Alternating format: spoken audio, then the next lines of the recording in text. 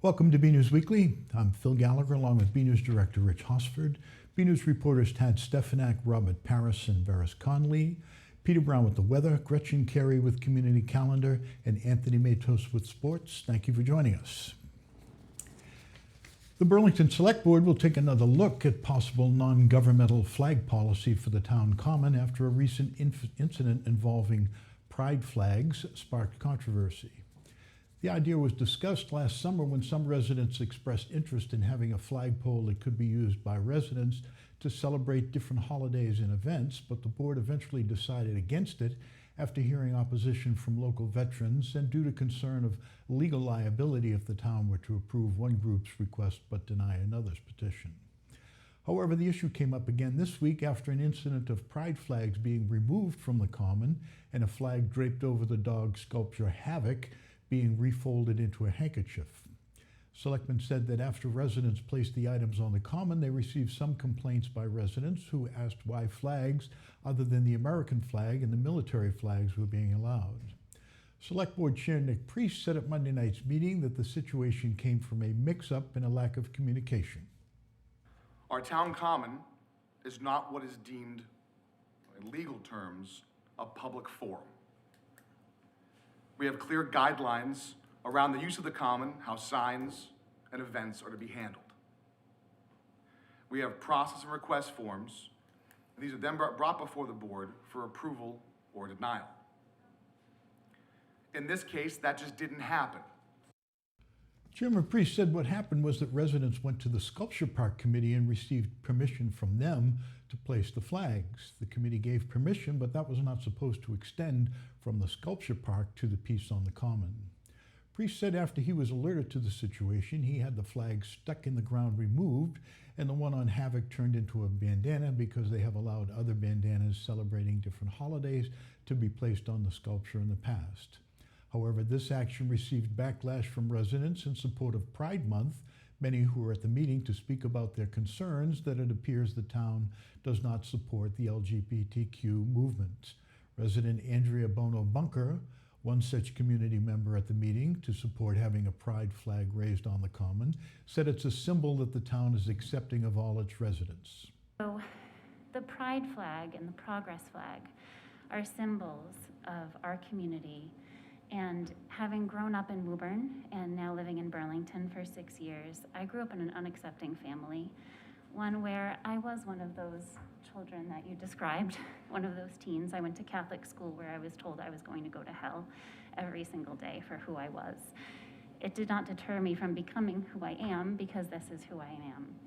And I think the progress flag, whenever I see it on a window in a store, whenever I see it in a community that I visit for a library site visit, it tells me that this community is accepting, this store is accepting, I am welcomed here.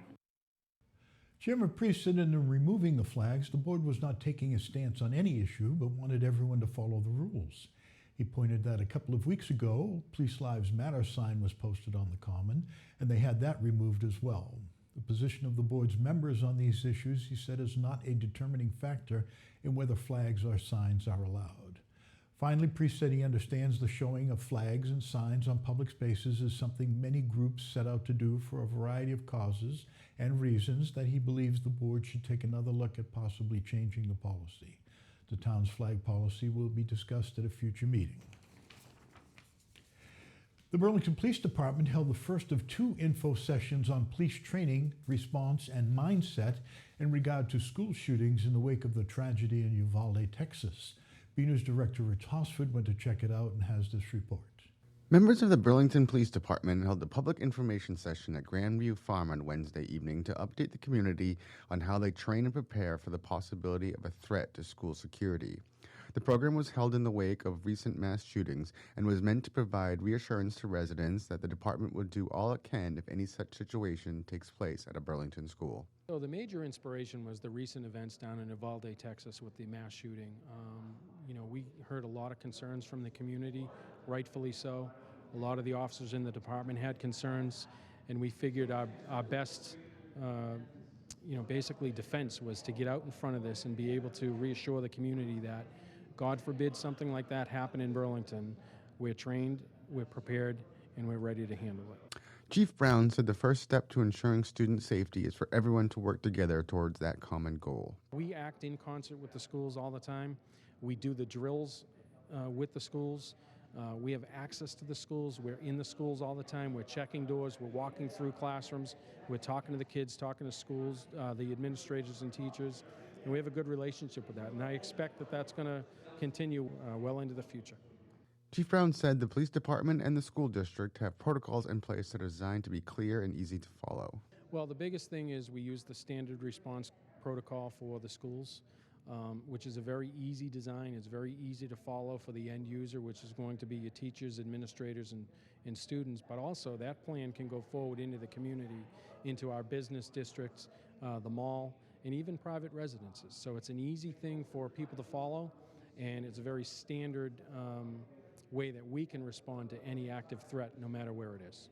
Finally, in the presentation, officers emphasized that if a mass shooting were to happen in Burlington, they would respond immediately to resolve the situation, even if it means the first officer on the scene takes action before backup arrives. Chief Brown said getting officers prepared for that type of encounter takes a lot of training. So the mindset that we use in Burlington, we do a lot of this training.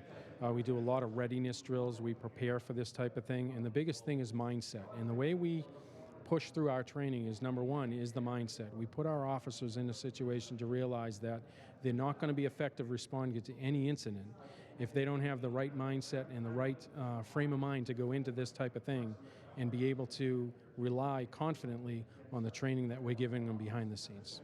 The full video will be posted to our website, bcattv.org, in the near future. From Grandview Farm, I'm BNEWS Director Rich Hosford. Make sure you get a chance to see that very informative program. Burlington is set to receive funds from a resolution the state reached with pharmaceutical companies that could be used to help fight opioid use in Massachusetts and in Burlington. Massachusetts Attorney General Maura Healey announced a $26 billion resolution with the nation's largest drug distributors. That's a nationwide settlement. Cardinal McKesson, AmerisourceBergen, and Johnson & Johnson are the companies which manufactured and marketed opioids. From those funds, $525 million has been secured for prevention, harm reduction, treatment, and recovery programs throughout Massachusetts. These settlements are the result of an investigation that found that 3 major opioid distributors shipped thousands of suspicious orders without regard for their legitimacy, and that Johnson & Johnson misled patients and doctors about their addictive nature, a release states. Burlington is set to receive a total of $638,000 that will come in annual payments ranging from approximately $28,000 to $71,000 from 2022 through 2038. During Monday night's Select Board meeting, Town Administrator Sagarino told the board they had been notified that the first payment will be arriving soon, and the next step for the town is to figure out how to use the money. He said they cannot be used to offset the cost of services already provided, but must be used to supplement existing services or to create new programs. Select Board member Mike Runyon suggested the town could come up with an anti-drug programming for the schools and cover the cost of Narcan. Sagarino said he will work with interested parties such as the police, schools, and Burlington Youth and Family Services to get their input. More organizing and preparation is needed for the town of Burlington to be ready to join a local initiative to increase public transportation. At Monday night's board meeting, Economic Development Director Melissa Tintakalis said a recently discussed plan to join with the 128 Business Council and the town of Lexington for the new shuttle system connecting Burlington to the MBTA's Alewife Station needs further study and organization before the town can make the commitment. As reported on BNews, the plan was to have the town get buy-in from the business community to help cover the costs of the shuttle, which is estimated at $4 to $5 million per year. Tintakalis said there was a possibility of getting grant money from the state, but Burlington would be required to cover at least half of the price tag. Tintakalis said before making that kind of commitment, she would like to see the town, working with the Transportation Committee and other area partners dedicated to transportation, further specify the exact needs of Burlington. Finally, Tintakalis said that even to apply for the grant money from the state, Burlington would need to commit to half of the funds so that there are no plans at this time to move forward until further study is completed.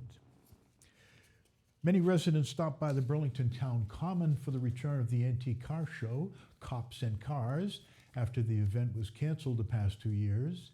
BNEWS reporter Robert Paris has this report.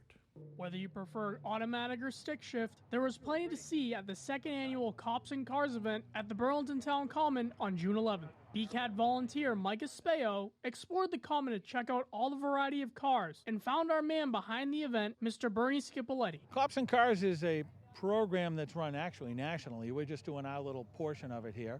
And it's a way to get police officers out with the car community. So we have a number of police officers in Burlington that own cars, classic cars or in some form. And we had some uniformed officers and bike officers here as well. So just a way to put it together for a charity for a good cause. A couple of cars from the world of movies and television made an appearance, including vehicles featured in the 1985 movie Back to the Future and the TV show Knight Rider. It's a Mike. It's a 1981 DeLorean, 5-speed manual. Got like 47,000 miles. Bought it in Mississippi. Drove it back up here to Danvers, Massachusetts, and had it for going on almost a little over 3 years now. So I got it stock, and I built it into the time machine that you see today, with flux capacitor and time circuits. Grew up watching Knight Rider in the 80s and always loved him. And it's actually my third Firebird, first time I ever converted one.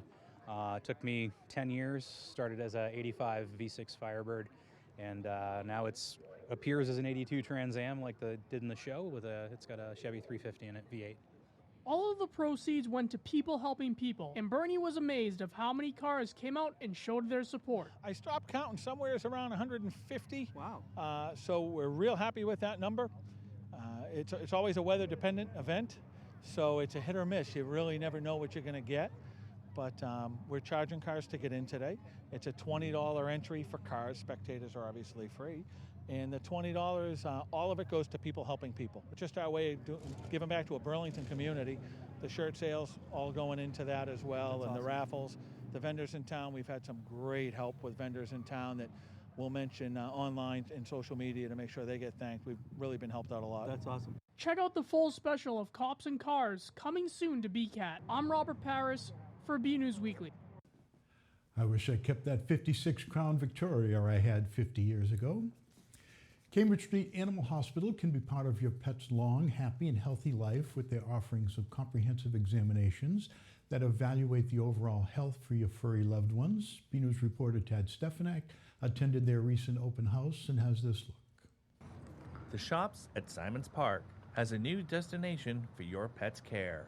I'm the main veterinarian here at Cambridge Street Animal Hospital, and I'm also a minority partner in the business as well. So we helped open this practice from our crew over at Concord Animal Hospital in Concord. Over at Concord, we were accepting new clients. A lot of the hospitals in the area could not accept new clients or had to really book out quite a ways to have clients come in. And we just saw a significant increase in people coming from this area. I figured this is a great hub. It's a wonderful location. We love Burlington to begin with, and we can service those clients in need. We do general practice for small animals that includes cats, dogs, and any small furry friend. So rabbits, ferrets, hamsters, mice, rats, things like that. It's all daytime work, so we don't have any overnight boarding, but we are open 8 to 5 currently every day but Wednesday in terms of weekdays. We are hoping to open Wednesdays as well shortly as soon as we have more staff on board. It's brand new, as everyone has been able to see today at the open house. It's all state-of-the-art equipment. We are trying to provide the most modern medicine, but also a very personalized individual touch. It's just myself right now as a doctor, and our practice manager Stephanie is going to join us eventually as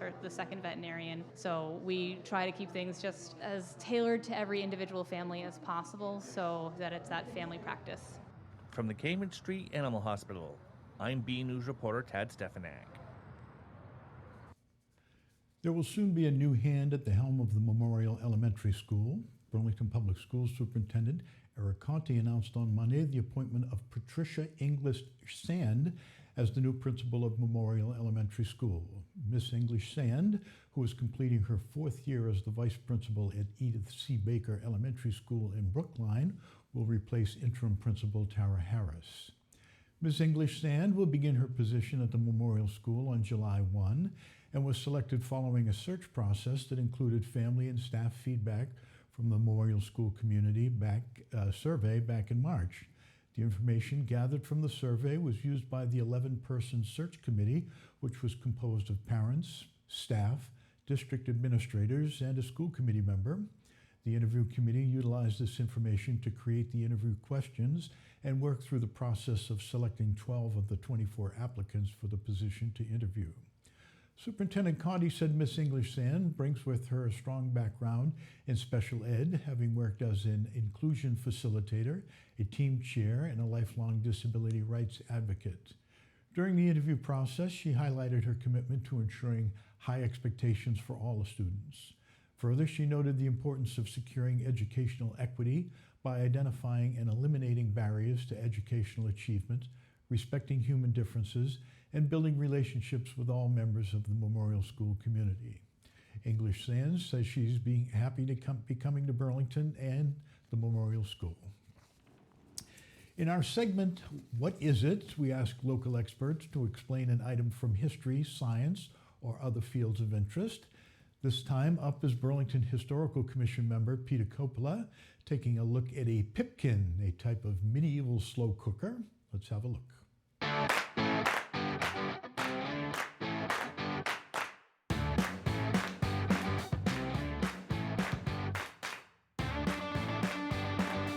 Starting in the Middle Ages, people started to make pottery for the kitchen, used in the kitchen, and they started making this item, which is called the pipkin. The pipkin is the original slow cooker, and what they would do is just make it out of clay, and it came in various sizes. They all had a handle, and the idea was to chop up your vegetables and your meats, put it into the pipkin, cover it, and then put it on top of banked coals. An open flame would crack the earthenware, so they would have to wait for the flame to die out, pile the coals up, put this on top of the coals, and then bank the coals around it. And then during the day, while it was cooking, when they had to make adjustments, they used this handle, and the handle has a hole in it. So they would take the poker, the fireplace poker, put it in the handle, and make adjustments in the coals while the food was cooking. And it was also used to remove the pipkin off the flame. So this is something we have in our colonial era display at the museum.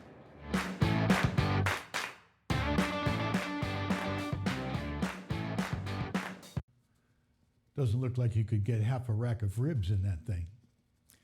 There will be mosquito spraying in an attempt to keep the risk of insect-borne illnesses down in Burlington. The East Middlesex Mosquito Control Project is planning to use a truck-mounted aerosol sprayer to control mosquitoes in Burlington on Wednesday, June 22nd, between sunset and 11:30 p.m.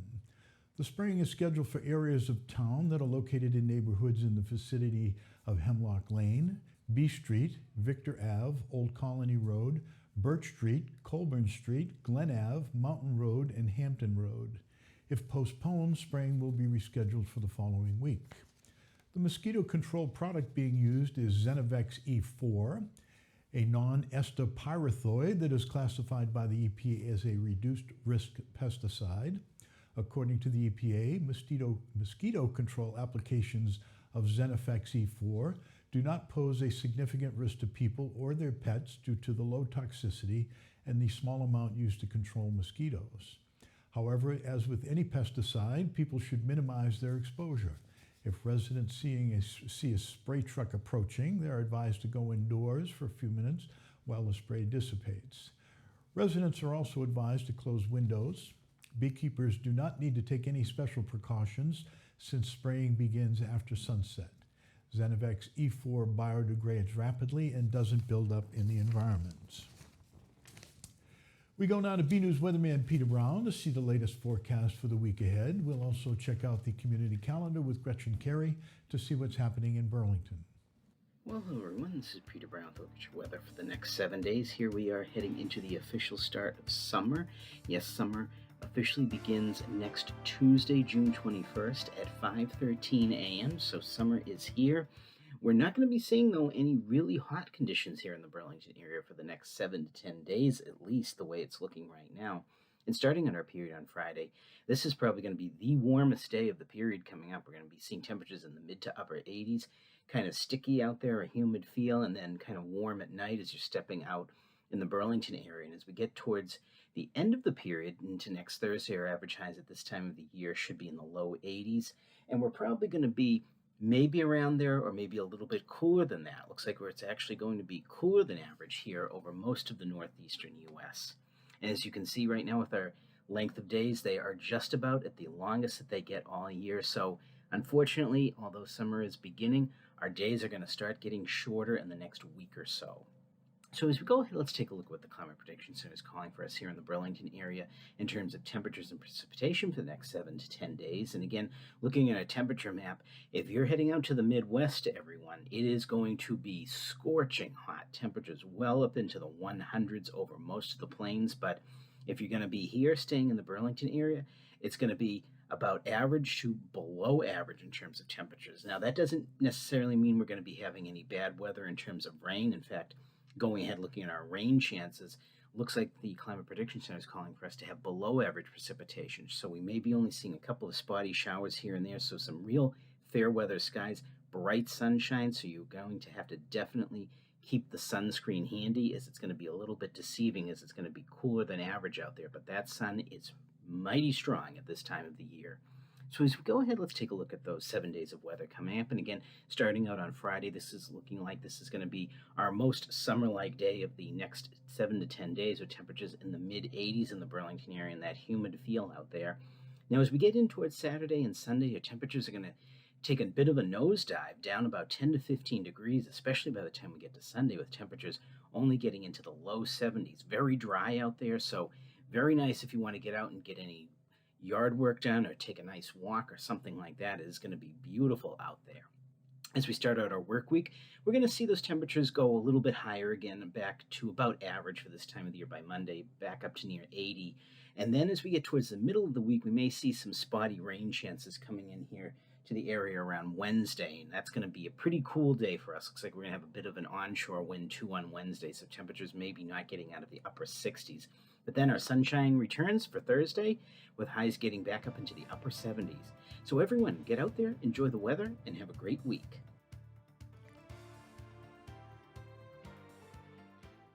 Hi, I'm Amy Poehler, and you're watching BCAT.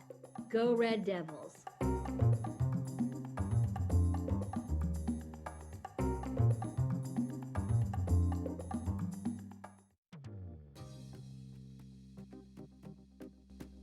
On June 23rd at 7 p.m., the Burlington Public Library will be having an event called Effects of Climate Change in Massachusetts. Registration is required.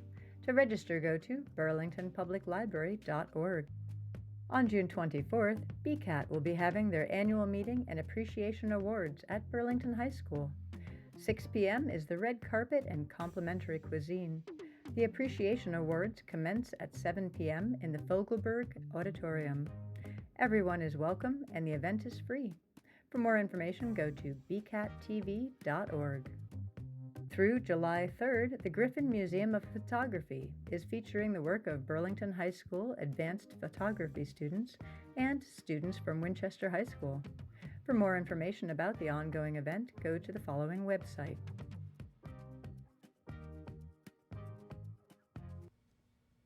The spring sports season is coming to a close, but some Red Devil teams are still battling out in the playoffs. For all the latest, we go to BNEWS sports reporter Anthony Matos for this week's sports report. Hey everyone, I'm Anthony Matos in the League Sports Report. The postseason started this past week when we have the scoop on how everyone did. Lady Devils tennis competed in the round of 16 of the MIA playoffs in Westboro. Burlington was unable to get past their opponents. They lost 0-5. 5 seniors are departing from the team, including Haley Duwine, Gabrielle Millard, Anna Pearl, Roberta Putrezzi, and Annabelle Willie. Lady Devils lacrosse had an away playoff game against Dartmouth. We have some highlights. Lady Devils Lax traveled to Dartmouth High School in the round of 16 of the MIAA playoffs on June 12th. In the first half, Burlington and Dartmouth scored 5 goals. 5-5 after the first.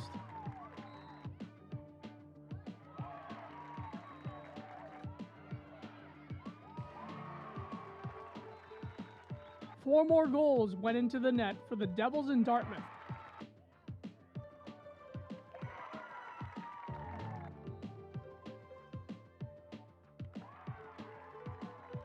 Dartmouth made a mini comeback as they were down by 2 and tied it once again, 9-9. An overtime period decided the winner as Dartmouth scored the goal against Burlington.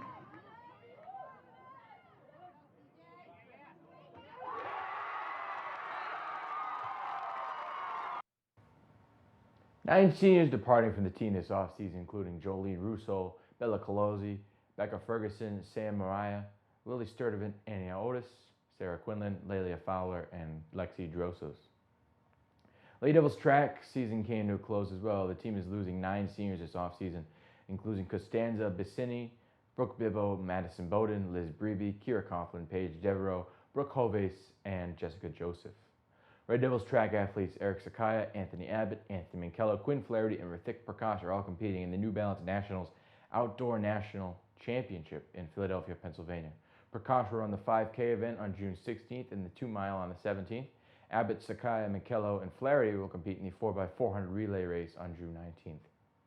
Catch more Red Devil action on our website at bcattv.org/sports and check out our Twitter page at BNEWS Sports. That's all for this week. I'm Anthony Matos. Back to you guys in the studio. Another week, another photo to highlight. This week's photo was a shot of one of nature's most impressive predators. It was sent in by a Burlington resident, Gwyn McNamee, and shows a peregrine falcon at the Stone Zoo. The peregrine falcon is best known for its diving speed during flight, which can reach more than 186 miles per hour, making it not only the world's fastest bird, but also the world's fastest animal. Its prey likely wouldn't know it hit it. Thank you for the photo, Gwyn. We'd like to see your photos. They could be of your summer activities, families, pets, the weather outside your front door, or anything else you'd like to share. Email your photos to bcat@bcattv.org with the subject line Photo of the Week. And that's it from the news desk at BNEWS Weekly. I'm Phil Gallagher along with Tad Stefanak, Robert Paris, Rich Hosford, Veris Conley, Gretchen Carey, Peter Brown, and Anthony Matos. Thank you for joining us.